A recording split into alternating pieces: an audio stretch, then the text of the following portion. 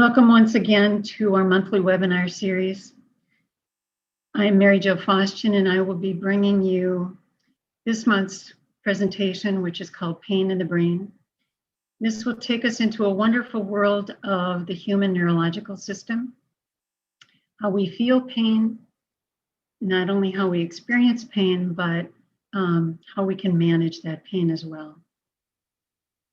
And I'll be bringing you information from the courses that I've taken through Duke University, Vanderbilt University, University of Pennsylvania, and the Mayo Clinic, as well as insights from the pain management group that I led for almost 20 years here at Midwest Center. Now, pain is very common. Everybody's felt pain to some degree, whether it's acute, less than 3 months, or chronic conditions with maybe some of the ones that are listed here, or other ones that there are many different pain conditions. And yet there are many common characteristics to the pain that we have. First of all, it's neurological, and that's because the sensory system that is used, there's very specific sensory nerves that are called nociceptors. Noci is from the Latin for pain. And it's also an affective system. It's an emotional system, so it affects our affect with other, people can see how we present ourselves differently sometimes with pain. It's also psychosocial because there's a context to our pain. Sometimes if we tend to isolate, or if we tend to be irritable because of our pain, and other people see that, then, we have to work with those people. And so it becomes a social context as well. It's very protective for us because it's actually essential to our survival. We have to learn to stay away from noxious or painful stimuli in order to survive. It's also invisible. It's one of those very interesting characteristics of pain. Nobody knows you have pain unless, of course, you're like this lady here who is evidently got this terrible headache. And she's wincing in pain, so you can see that. Or unless you're groaning or moaning in pain, nobody knows that you have it unless you tell them in some way, either verbally or non-verbally. And so as we dig a little bit deeper into the neurological pathway, it all starts with free nerve endings. And these free nerve endings are very specific to pain. Actually, pain and temperature, they're from the same nerve ending, okay? And this nerve ending kind of looks like a little claw. And they're throughout our entire body, entire body surface that we have, as well as the internal organs that we have. And so the transmission of nerve impulses is along a long axon. One of these extensions, they're called dendrites from an axon. One of them is kind of picked out to be an axon, and I don't know why, but one of them is the axon where the nerve transmits their impulses all the way through that axon. And it's both electrical and chemical in nature. It's electrical because there's ion channels that are all throughout the membrane of that axon. And they're opening and closing to different ions. Could be sodium, potassium, chloride, calcium. Calcium's a very important one, by the way. And so as it opens and closes to these different cations and electrons and different charges, there is an electrical gradient that's set up between the inside and the outside. And so the impulse goes along the axon, and it synapses. As it goes along, it might meet another axon. So here's the first axon. It's got this charge at the end, and it meets another one. There's this cleft in between, and there will be neurotransmitters that are transmitted, that are released from this one and they will either excite or inhibit this next neuron. And those neurotransmitters, there's many of them. You know, some of them, serotonin, dopamine, also epinephrine, many of them. And some of them are excitatory, some are inhibitory. A very interesting and complex system. And there's two different types of pain that we perceive, both a sharp, severe pain, and that one has specific nociceptors called A delta, and they go along what's called the spinothalamic tract. We'll see that in a minute. There's also another dull aching pain, like you have a stomach ache, okay? That's a slower pain. It's smaller fibers, C nociceptors, and it goes along a longer pathway and actually goes into the limbic forebrain, takes a detour into the limbic forebrain where we have our emotional context going on.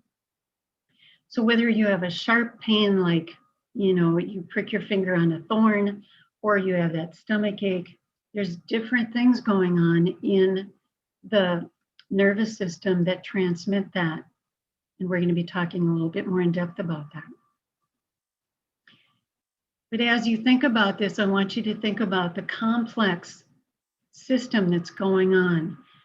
All these synapses that are going on, and there's actually 100 billion neurons in the central nervous system, which is the brain and the spinal cord. There's also 100 billion neurons in the peripheral system. And you've got all of them connecting or, you know, inhibiting or exciting each other.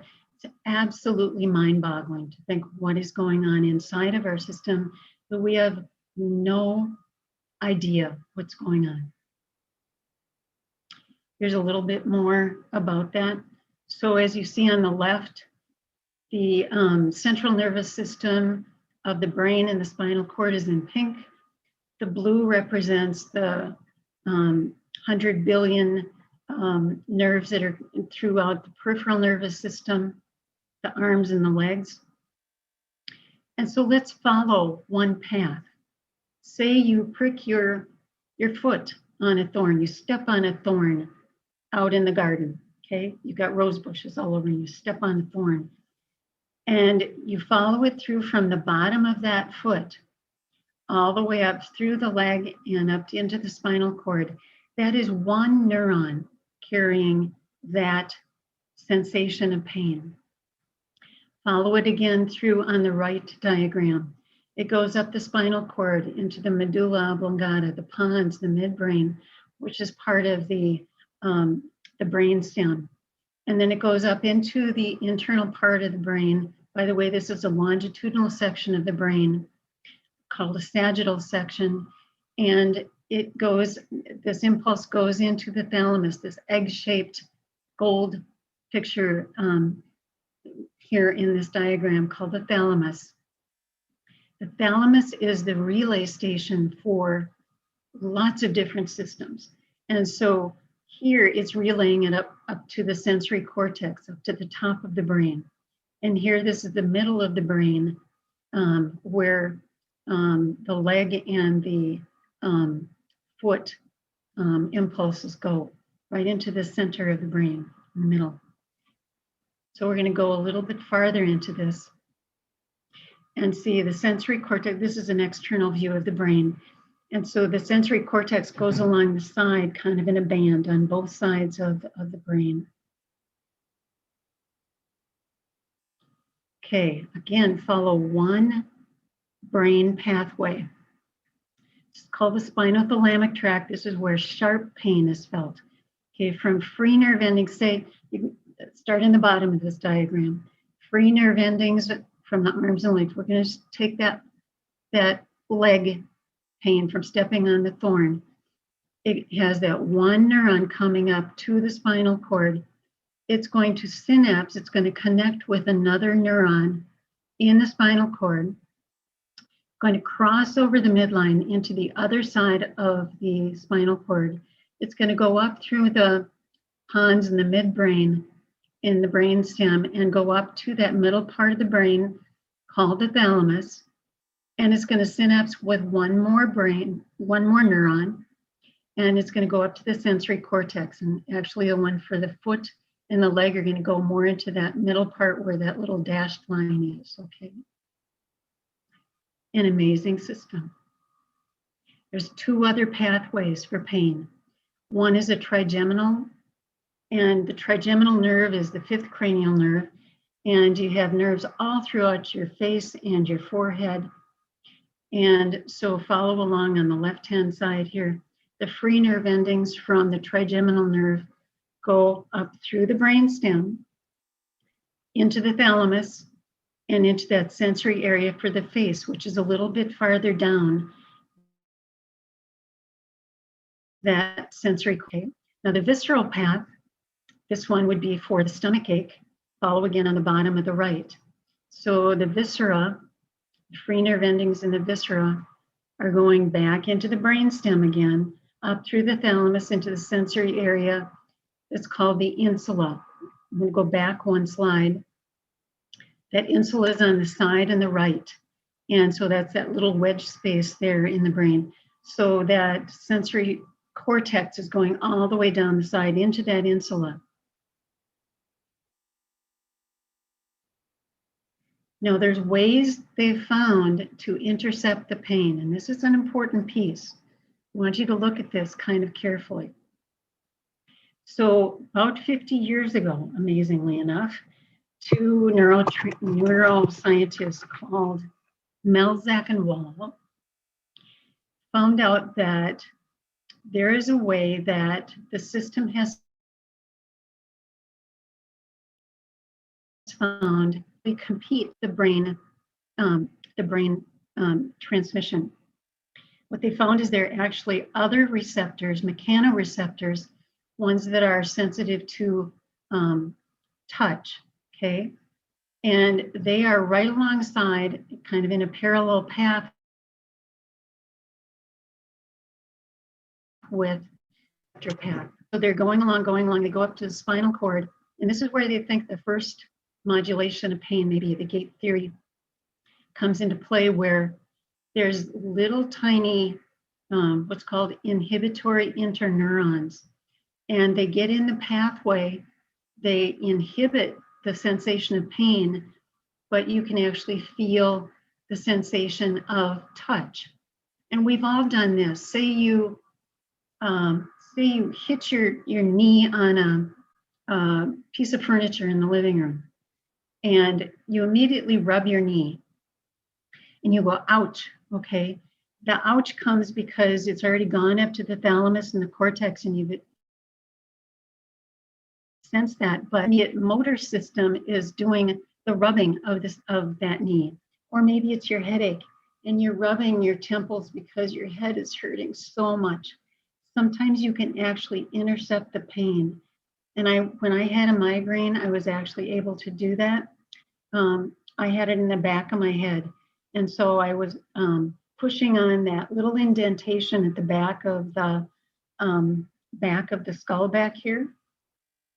And as long as I had that kind of intense pressure on that area, I didn't feel the pain. And I didn't know why, but now I know why. Isn't that intriguing? Okay. And so the other system that we found is that there's central modulation from the brain down. And so one is the fact that it's subjective. Pain is subjective.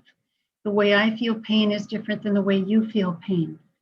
And that's not only because we have different pain thresholds, but it's also because the pain receptors are mixing up with the sensors for other things in the brain. Our emotions, they're also mixing up with our cognitions. They're mixing up with our bodily sensations. And so that subjective pain is different, okay? And sometimes it can be modulated. We can keep talking about that, okay? And there's also endogenous opioids. Did you know you have opioids in your system already? You may not even have to take opioids because you've got endorphins that are released and enkephalins, and there's also dynorphins that are released endogenously. They're released in the spinal cord. And when are they released? They can be released when you're exercising. They can be released when you feel good. They can be released when you smile. Isn't that interesting? When you smile, okay? And so you can have a way to modulate your pain because it's actually changing the system. That opioid is actually going up to the brain and saying, oh, I feel better. It's coming down the brain through the spinal cord, and you're feeling not so much pain because you actually feel better, okay? Have you ever sensed that when you exercise, you feel good about your body? You're feeling good because you're doing something good for yourself? That's the endorphin. There's also, of course, an emotional component. So you probably felt that if you are feeling happy, and maybe you're with your friends, this is the social component. Maybe you're with your friends and you're talking and you're laughing and you're having a good time. You may have pain, but you may not feel it so much, okay? Whereas with maybe you're depressed and you're isolating in the dark and you're trying to go to sleep, and you might feel that pain more because you're not as happy, okay? There's also a distraction component, which is very interesting. Have you ever noticed that when you are watching your favorite movie or watching a baseball game on TV, or you are reading a favorite book, that maybe you've gotten into the book and all of a sudden you realize you haven't been feeling your pain for a while? That's distraction, okay? I actually learned about this when I was playing tennis and I was really angry. I had a huge migraine, but I didn't care about the migraine. I just wanted to win. I wanted to get out there and I wanted to win and just smash that ball across the court. I didn't care about the pain. I had it. I knew it was there, but I didn't care. Okay. Isn't that interesting? Very interesting that we have two built-in ways, or several built-in ways to modulate our own pain. And there's many, of course, pain medications, some of which I'm sure you've taken for either headache or some more severe pain. And these are many, and they have many different ways of acting. I'm not going to go into that. I do go into that more in the book that I made, and I'll show you about that in a minute.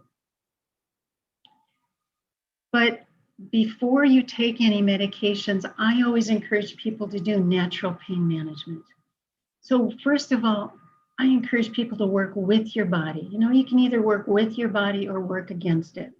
Why not work with it, okay?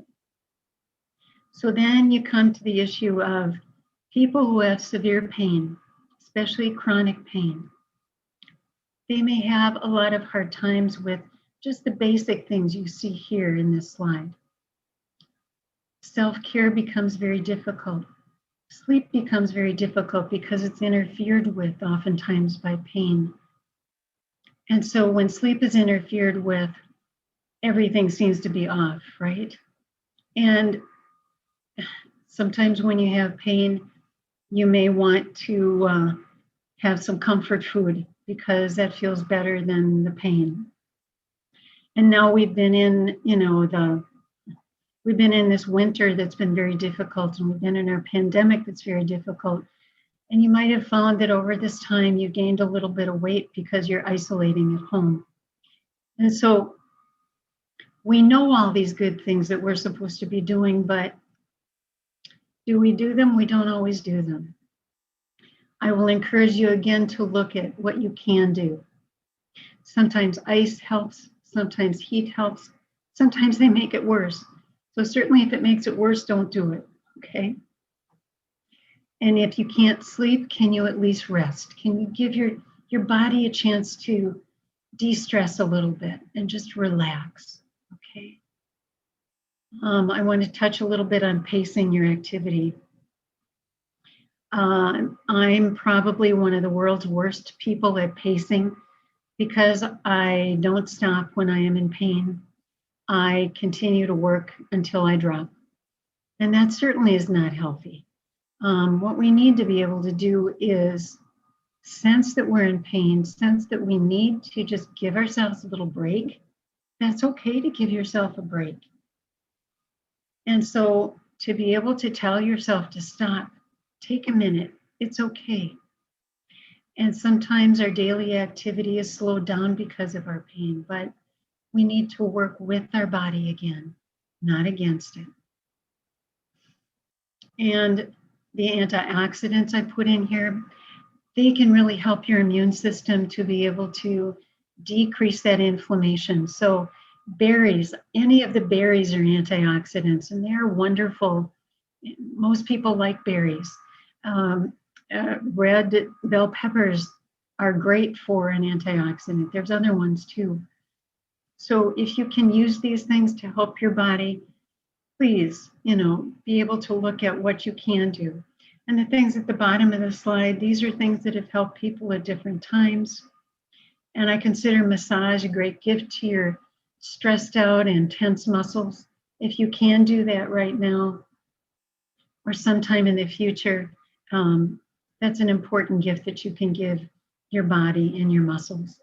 And it might even be a great gift that you can give somebody else. If you have that gift of being able to massage those muscles, give somebody a back rub. What a great gift.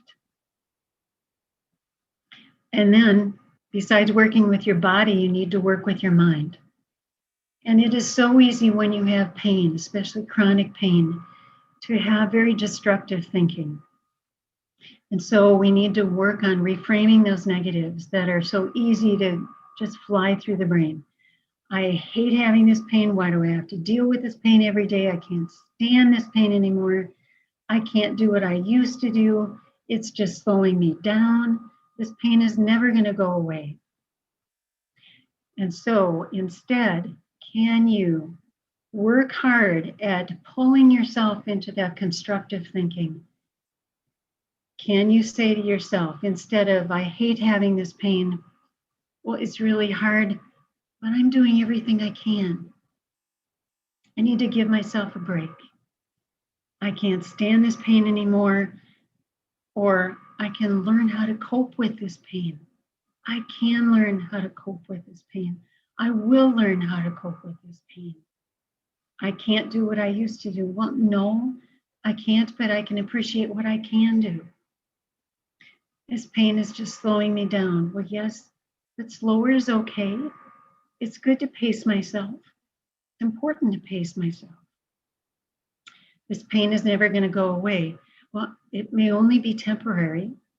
I'm going to take one day at a time. I don't know the future. I don't know what's going to happen tomorrow. I'm going to hope that it can be better. And then I bring the idea of accepting reality. Not that you don't do everything you can.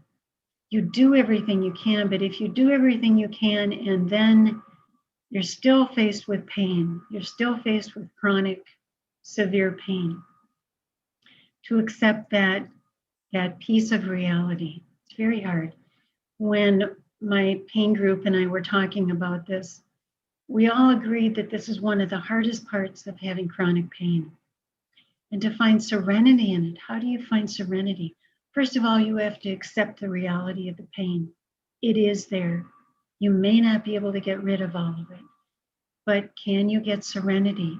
Yes, if you realize that there's some things here I can't control. And for us controllers, I'm a recovering controller. Finding serenity is about accepting what you cannot control and controlling what you can. And to find that motivation to do what you can. What can I do? Well, I can work on those things that I can control my emotions sometimes, but I need to work on those emotions. Find that motivation. What was your motivation? My motivation when I was faced with my chemo and my recovery from chemo. When I came out of that, I was walking with a walker. I never thought I would do that. That really hurt my self-esteem. And I said, I'm not gonna keep walking with a walker. I'm gonna learn how to walk without that. I don't even want to walk with a cane. I am going to walk independently. That's my motivation. Okay. Find your motivation. Your motivation is going to be unique to you. Live one day at a time, no matter what you have. This is what you can do to challenge yourself. Do whatever you can to encourage yourself. Don't give up and don't give in. And then you start working with your emotions due to pain. On any particular day, you may have felt any of these emotions with your pain. And there's no right or wrong to these. They just are, okay? And again, because your pain is invisible, other people around you, your family, your friends, they may not know why you're reacting with all of this, because if you haven't, cried in anguish and you haven't explained all of this, they don't know. I'm going to touch on two of these. Hopelessness. Pull yourself out of hopelessness because you need hope to continue. Hope can come from many sources, but you need to find something that can give you hope, whether that's your faith or something that you want to do, even with your pain. Maybe that's volunteering. What is it that you can do, okay, to get out of that? Otherwise, you're going to be in utter despair. And we'll also touch on exhaustion. So there was a lady who was very wise in developing what she called the spoon theory. And you can Google this on the internet by her website is butyoudon'tlook.sick.com. Butyoudon'tlook.sick.com. Her name is Christine Miserandino. I love this lady because this is something my pain group brought to me. I hadn't even heard of it before. It's called the spoon theory. And a person in chronic pain, this lady had lupus, and she was trying to explain to her friend why she had chronic pain and why she was so exhausted. And so they were out to lunch, and she gave her 12 spoons, and she said, "Here, you have 12 spoons. This is all you have for your energy for the day. And it might take 3 spoons just to get out of bed. It might take another spoon just to wash your face and get ready. And you haven't even eaten yet. And you've only got so many spoons left. And you have to get to work. And so it takes one more spoon to eat. And you don't want to drive to work, so you get on the bus, and you don't want to be with all these other people on the bus, but you have to. So it takes a couple more spoons. And by the time you get home from work, you have no more spoons.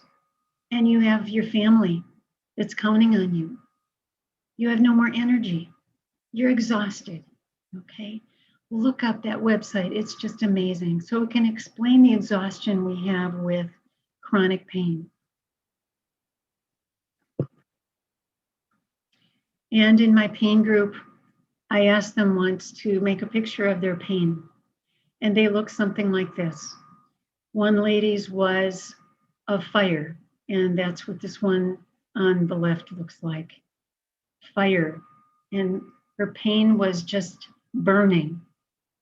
The one on the right is about pins and needles, and so she had these pins and needles. Another one was electric shock. That's how she felt.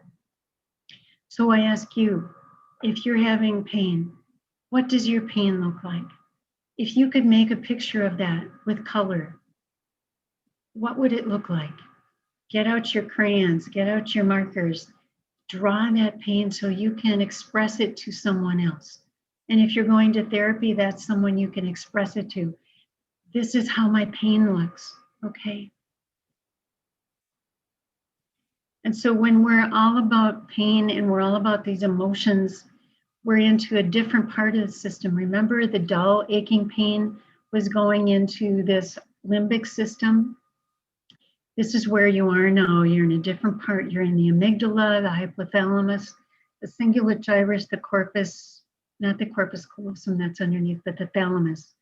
And it's an amazing interrelated system of the emotions. And I'll be talking more about the emotions next month, actually, with emotions in the brain. Managing pain with your emotions and managing your emotions with pain can be very difficult, but it's very important. And so I'm lumping anxiety, fear, and panic into one because they are kind of all in one. And what you need to do is to realize that, you're usually escalated in these because the hormone adrenaline is running around in your system. And so it's important to de-escalate from that and to take it down a notch and say, I can calm down, I can take a breath, I can actually sit back and I can just take a breath. If you've seen my other webinars on stress and anxiety, I went through the breathing techniques that are important. The diaphragmatic deep breathing and the square breathing. Very important to get the parasympathetic system so that we can calm the body down. Very important. But the thoughts are also important in managing these things. To be able to say, I can learn how to cope with the pain as your body is trying to relax. So your brain and your body are working together to manage those emotions. So that's how you use your body and your brain at the same time, your brain and your body and your emotions. There's other relaxation techniques you probably used, maybe yoga or guided imagery. They're all very, very good. The guided imagery I love is, kind of imagining myself out in the sunshine and, I'm walking through a meadow and the birds are chirping and I'm just seeing all kinds of beautiful flowers and I feel the warm sunshine on my face and I'm able to just relax and maybe even just fall down and just relax and just let the sun and beam down on me. Oh, how wonderful that would be. It's kind of how I was when I was little. I would just relax in the grass and just let that sun shine on me. I'd like to be able to do that again. And then there's grief and loss. There's loss in chronic pain. We lose sometimes the ability to do our job. We lose sometimes the friends we had because we isolate oftentimes when we have chronic pain. And sometimes our families don't understand us. So there's grief and loss in all of that. So give yourself that gift of doing some art therapy for yourself. Maybe taking some time to yourself to heal and maybe journal, okay? And doing some healing techniques as well. Depression is very common when you have chronic pain. That's why I've given you the suicide prevention lifeline here, to keep yourself out of being hopeless and in depression, that black hole of depression. It's very, very important to stay out of that. And you need to find that motivation to stay out of that. Is it for your family? Is it for yourself because you're not going to let yourself do that? Is it because you want to get back to your job? What is it that will keep you out of that depression? Find that motivation, find that motivator that's going to be really helpful for you.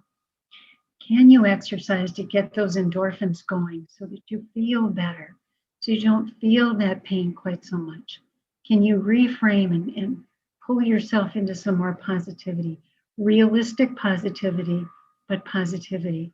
Can you give yourself some affirmations and say, you know what, I'm doing good.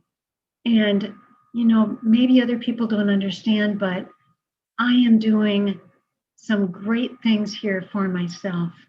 And I'm able to articulate that sometimes, other times not. It's okay. I'm okay. I can keep doing what I need to do to work through my chronic pain.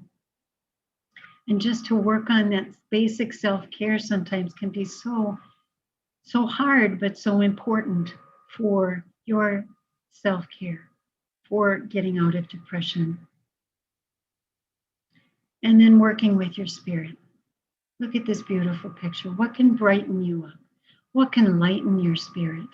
What can help you not just survive in life, but nourish you from the inside out? Okay? Whether that be, having good food with good friends or family, or is it that you need to, work on your faith issue and that connection with your God, your creator, that can bring you into that connection of, okay, I can't control everything here on earth, but I can just give it back to you, God. What is it that can help you with that spirit? Maybe giving to others is something that will help you to feel better. I know some people, as they get out of themselves and don't think about themselves so much, but they think about how they can give to others. Even just in giving that smile, that's a gift to other people, and it can lift your own spirit. It can get your endorphins going, remember? And it can also help you. How about your gratitude list? Have you formed a gratitude list? Are you adding to it every single day? Very important. And I actually wrote a journey of positive attitude, and it had a long list of things to do to help yourself with your attitude. But you know what? I'm still working on the first one. I told myself to smile more and frown less. Okay, smile more. It actually takes a few muscles to get your mouth to do that, but it's okay. It's good. It's good muscular work, and that can help you feel better. And this is the book I wrote called Mind, Body, Spirit: Natural Alternatives to Opioids for Chronic Pain Management. It's available through our website, MidwestCenterforyou.com.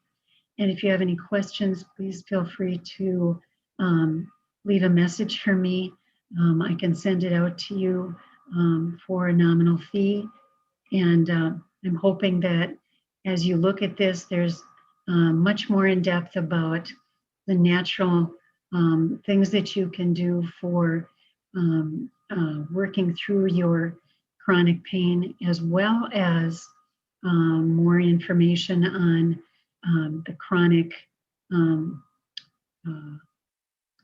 conditions that lead to chronic pain and the medications as well. So this book was reviewed by 3 doctors, and they said it was good to go. So I'm offering that to you as something that's an additional thing that you can do to help yourself.